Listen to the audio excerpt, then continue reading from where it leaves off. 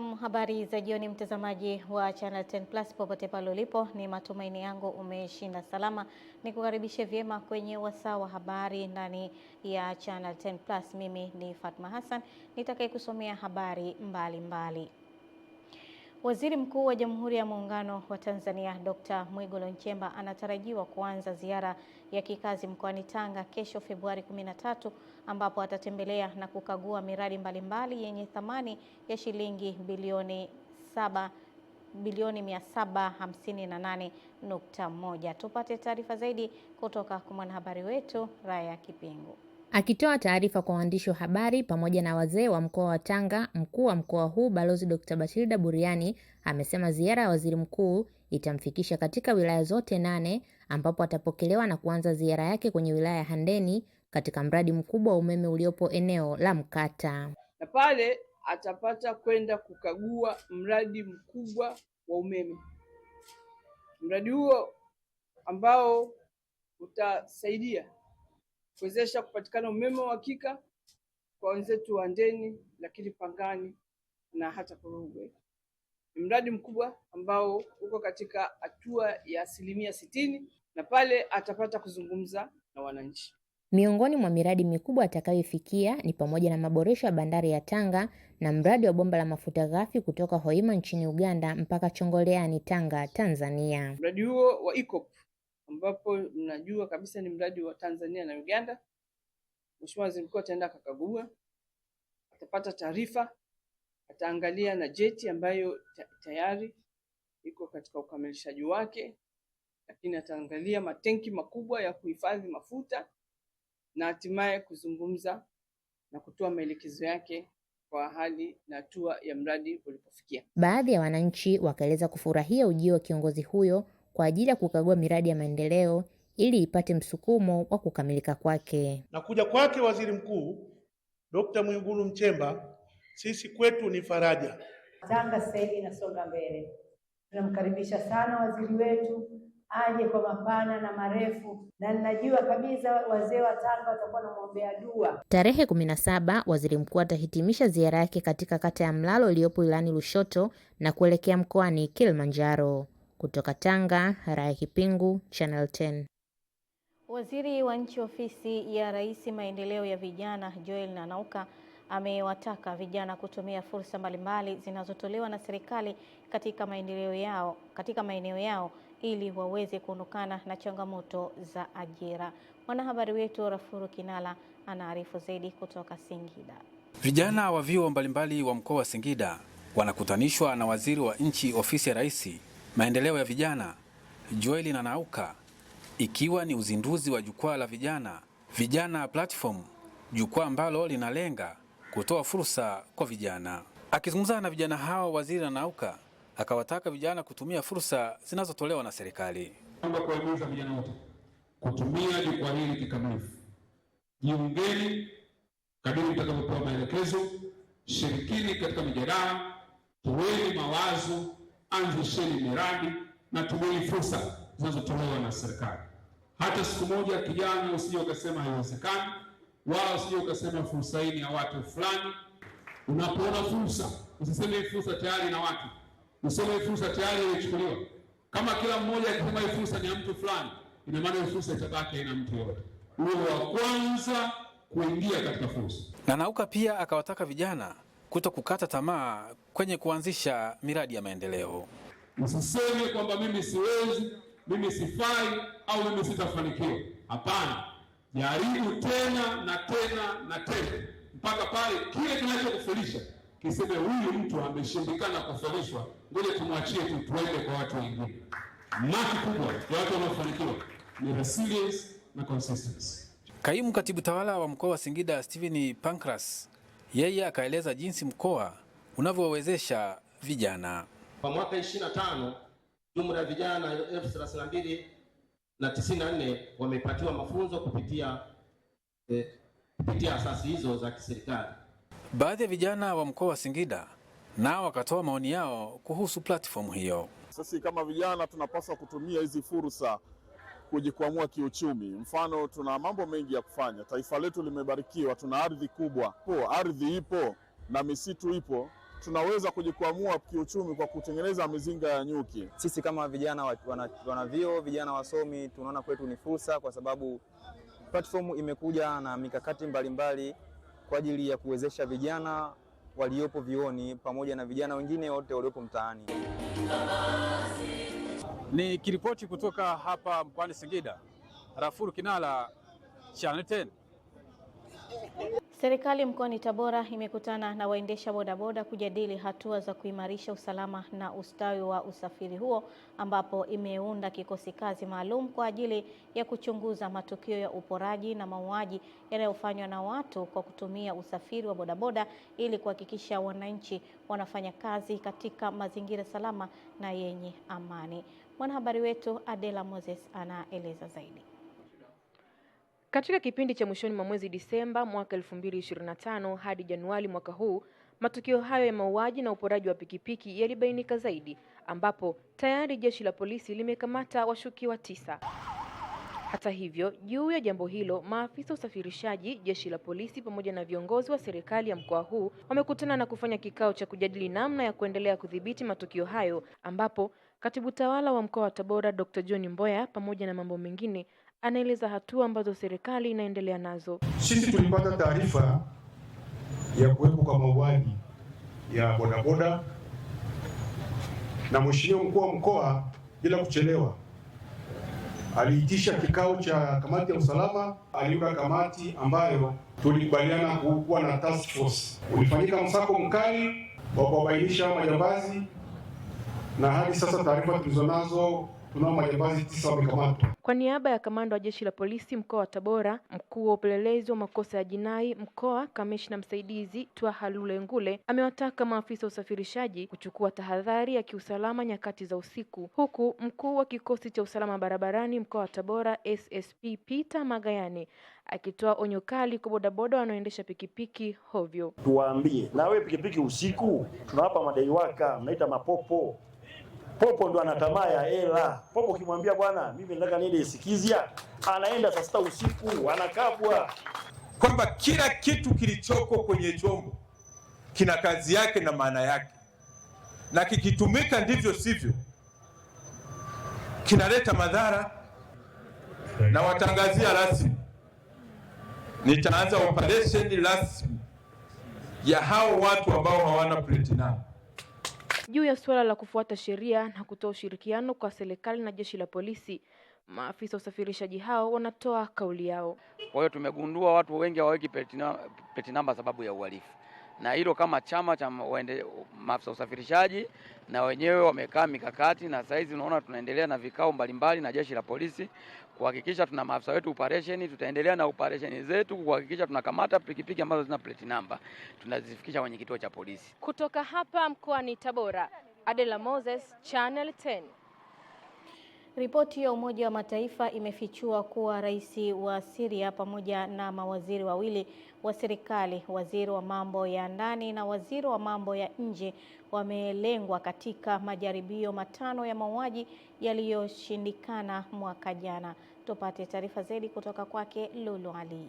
Ripoti hiyo imetolewa na Katibu Mkuu wa Umoja wa Mataifa Antonio Guterres, ambayo inaangazia kwa kina mazingira ya usalama nchini Syria na juhudi za makundi ya kigaidi kudhoofisha serikali mpya nchi hiyo. Majaribio hayo ya mauaji yanadaiwa kufanywa na kundi linalojiita Saraya Ansar al-Sunna, ambalo linatajwa kuwa kibaraka wa kundi la dola la Kiislam IS, ambapo katika mashambulio yote 5 yaliyofanyika hakuna lililofanikiwa. Ripoti hiyo ya Umoja wa Mataifa imeonya kuwa majaribio hayo ya mauaji ni ishara kwamba kundi la dola la Kiislam bado linaweza kupanga mashambulizi makubwa na lina nia ya kudhoofisha serikali mpya ya Syria kwa kutumia mianya ya kiusalama na mazingira ya kutokuwa na uhakika nchini humo. Lula Ali, Channel 10+. Mkuu mpya wa mkoa wa Mtwara Kanali Donald Msengi amekabidhiwa ofisi na mtangulizi wake Kanali Patrick Sawala, ikiwa ni ishara ya kuanza kazi rasmi mkoani hapo, ambapo ameeleza kuwa atahakikisha rasilimali zilizopo zinachochea maendeleo ya wananchi na taifa kwa ujumla kulingana na dira ya taifa ya 2050. Mwanahabari wetu Adam Malima anaarifu zaidi. Makofi mengi sana. Ni makabidhiano ya ofisi ya mkuu wa mkoa wa Mtwara baina ya aliyekuwa mkuu wa mkoa huo Kanali Patrick Sawala na mkuu wa mkoa huo Kanali Donald Msengi aliyeteuliwa hivi karibuni na Rais Dr. Samia Suluhu Hassan kuwa mkuu wa mkoa wa Mtwara. Wana Mtwara kuchele. Mara baada ya makabidhiano hayo, Kanali Msengi anasema kuwa atahakikisha maendeleo katika mkoa wa Mtwara yanakuwa makubwa zaidi. Mkoa wetu una fursa kubwa ya kufikia malengo ya dira kwa kuwa tunazo rasilimali ardhi kama nilivyosema awali: gesi, bahari, misitu, fukwe nzuri, bandari yenye kina cha asili pamoja na mawasiliano ya barabara, anga na bahari, ili kuhakikisha rasilimali hizi zinaleta tija kufikia malengo ya dira ya maendeleo 2050, usimamizi wa pamoja na juhudi za makusudi za kuvutia wawekezaji ambao wanafanya uwekezaji ili kukuza uchumi wa mkoa wa taifa letu. Wakitoa salamu za kumkaribisha Kanali Msengi na kumwaga Kanali Sawala, viongozi mbalimbali katika mkoa wa Mtwara wanaeleza, tunatambua wazi kwamba serikali hii ni ya chama chetu, Chama cha Mapinduzi. Tutasimamia utekelezaji wa ilani tukishirikiana nawe vizuri na kwa uthabiti. Wananchi wote wa mkoa wa Mtwara, nasema asante sana Mtwara, asante kwa kupokea, na sasa tunaaga tunakwenda katika sehemu nyingine inshallah, kwa kadri Mwenyezi Mungu nitawamisi wana Mtwara. Kutoka mkoani Mtwara, Adam Malima, Channel 10. Vitongoji 371 katika wilaya 6 za mkoa wa Mara zinatarajiwa kunufaika na shilingi bilioni 38.2 za utekelezaji wa mradi wa usambazaji wa umeme vijijini REA, huku mkuu wa mkoa wa Mara Kanali Evans Mtambi akiviagiza vyombo vya ulinzi na usalama kuchukua hatua kali dhidi ya watu wanaoharibu na kuiba miundombinu ya nishati ya umeme. Musa Makale anaripoti. Mkoa wa Mara una vitongoji 2502 na vitakavyofikiwa na mradi huu ni vitongoji 371 kwa gharama ya shilingi bilioni 38.2. Akimtambulisha mkandarasi, meneja wa miradi wakala wa nishati vijijini REA Ernest Mkale anasema mradi huu unatekelezwa kwa miaka mitatu katika mkoa huu wa Mara. Kuna vitongoji 371, gharama ya mradi ni bilioni 38,828,813,559 na senti 32. Gharama halisi za kuunganishiwa mwananchi ziko, serikali imeshalipia. Tunaomba sana sana, unakuta wateja mmemaliza mradi, mmefanya vizuri, mshakamilisha, lakini kwenye uungaji wa umeme unakuta wateja wanachelewa sana kulipia. Pia meneja miradi REA akagusia kuhusiana na wizi wa miundombinu ya umeme katika maeneo ambayo wanatekeleza mradi. Mkandarasi anajenga, akishakamilisha ujenzi, nyuma wanakuja watu ama wanaiba nyaya, kopa waya. Kwao wanajua soko wanalipata wapi. Sasa kopa waya zinatumika kwa ajili ya earthing, kulinda usalama wa miundombinu. Miundombinu isipolindwa, radi ikija inaua vitu. Mkuu wa mkoa wa Mara Kanali Evans Mtambi akimpokea mkandarasi huyu, na hapa anatoa onyo kali kwa baadhi ya watu wanaojihusisha na wizi wa miundombinu ya umeme. Wataka wananchi wote wa mkoa wa Mara kuhakikisha kuwa miradi inayotekelezwa katika maeneo yetu inakuwa salama wakati wote. Wale wahalifu hao ambao wamekuwa wakihujumu miradi yetu hii, basi muhakikishe mnawapata na wanachukuliwa hatua kali kweli kweli za kisheria. Kutoka hapa mkoani Mara, jina langu ni Musa Makali na hii ni Channel 10. Rais wa Ukraine Volodymyr Zelensky amesema nchi hiyo itafanya uchaguzi baada ya kupata dhamana za kiusalama na kufikiwa kwa usitishaji mapigano na Urusi. Habari zinasema Ukraine imekuwa ikifikiria uwezekano wa kufanya uchaguzi wa rais ndani ya miezi mitatu ijayo, ikidaiwa hali hiyo imetokana na shinikizo kutoka mjini Washington, Marekani, huku tangazo la uchaguzi huenda lingetolewa tarehe 24 Februari, siku ambayo Ukraine inaadhimisha miaka 4 tangu Urusi ilipovamia kijeshi. Hata hivyo, Zelensky amekanusha vikali taarifa hizo kupitia mtandao wa kijamii wa X, akisema kuwa kutumia tarehe hiyo kuzungumzia siasa ni wazo la kipuuzi kabisa. Tangu Urusi ilipoivamia Ukraine mwaka 2022, nchi hiyo imekuwa chini ya sheria ya kijeshi, na kwa mujibu wa sheria za nchi hiyo, uchaguzi hauwezi kufanyika katika mazingira ya sasa.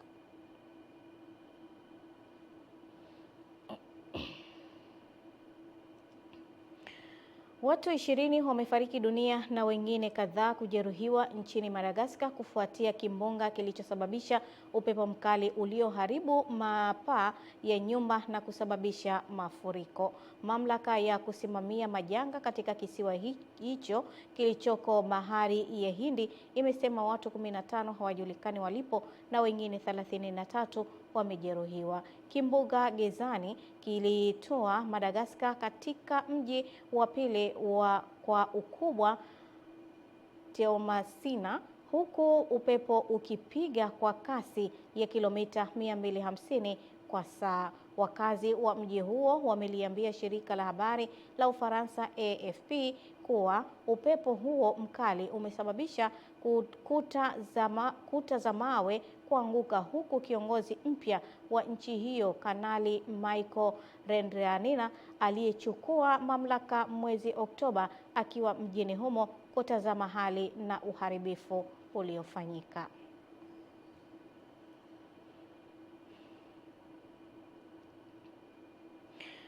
Na mkuu wa mkoa wa Kaskazini Pemba Mgeni Khatibu Yahaya ameitaka jamii kushiriki kikamilifu katika kuhifadhi mazingira ya bahari kwa kupanda miti na kuepuka vitendo vya uvuvi haramu, hatua ambayo ni muhimu katika kulinda rasilimali za bahari na kuhakikisha maendeleo endelevu kwa vizazi vya sasa na vijavyo. Masanja Mabula kutoka kisiwani Pemba ametuandalia taarifa ifuatayo.